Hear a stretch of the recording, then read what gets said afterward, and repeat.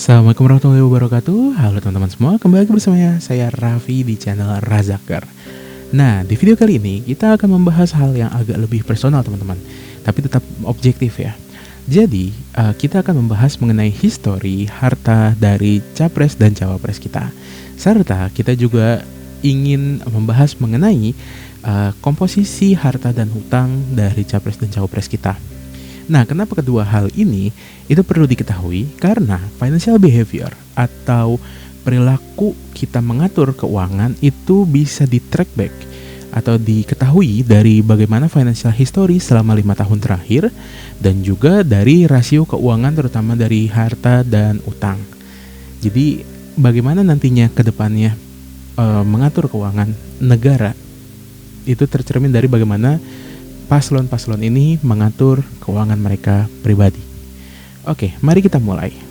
Dari paslon nomor urut 1, Pak Anies Baswedan, itu historinya dari 2018 hingga 2022 ya teman-teman. Dari 7,6 miliar ke 11 miliar, ke 10,9 miliar, lalu 10,9 miliar lagi, dan ke 11,1 miliar. Bagaimana dengan wakil beliau? Pak Muhaimin Iskandar di 2018 itu 14,4 miliar, lalu ke 14,1 miliar, lalu ke 26 miliar, lalu pada tahun 2021 tidak ada data pelaporan harta, tahun 2022 jadi 27,2 miliar. Kita ke paslon nomor 2, Pak Prabowo Subianto, itu di 2018 ada 1,9 triliun, lalu ke 2 triliun, ke 2,02 triliun, ke 2,03 triliun, lalu ke 2,034 triliun. Lalu untuk wakil beliau, Mas Gibran, 2018 tidak ada pelaporan harta, 2019 tidak ada pelaporan harta, 2020 21,1 miliar, 2021 25,2 miliar, lalu 2022 di 26 miliar.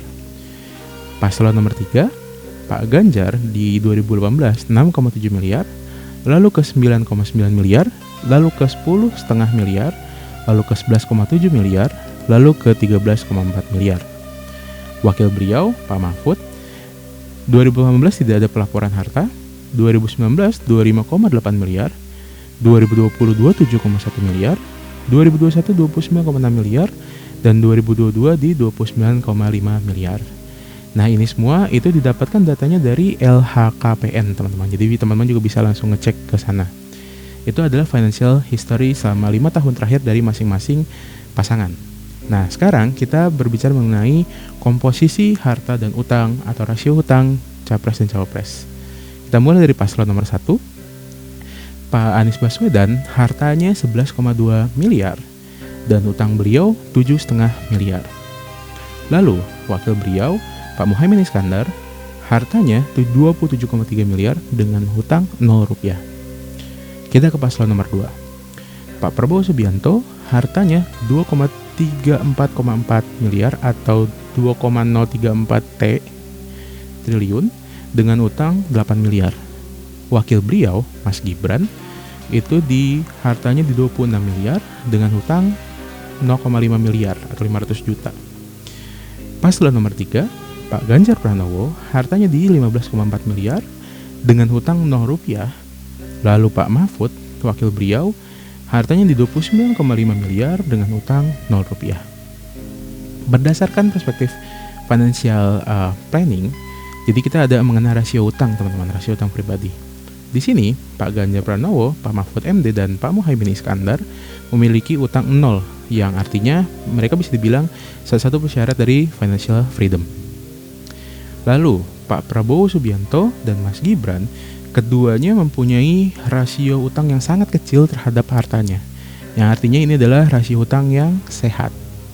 Sedangkan Pak Anies Baswedan mempunyai komposisi utang 60% dari total jumlah harta beliau. Di sini bisa dibilang adalah rasio utang atau rasio keuangan yang mungkin paling tidak sehat di antara semua pasangan calon capres dan cawapres ini. Gitu teman-teman. Dan ya, mungkin segitu ya teman-teman yang bisa disampaikan di video kali ini. Silahkan kalian mempersepsikan dari informasi yang tadi saya sampaikan, dari mulai histori keuangan dan juga komposisi harta dan utang. Makasih telah menonton video ini. Jangan lupa jempol ke atasnya, subscribe channelnya, dan share ke sebanyak mungkin orang.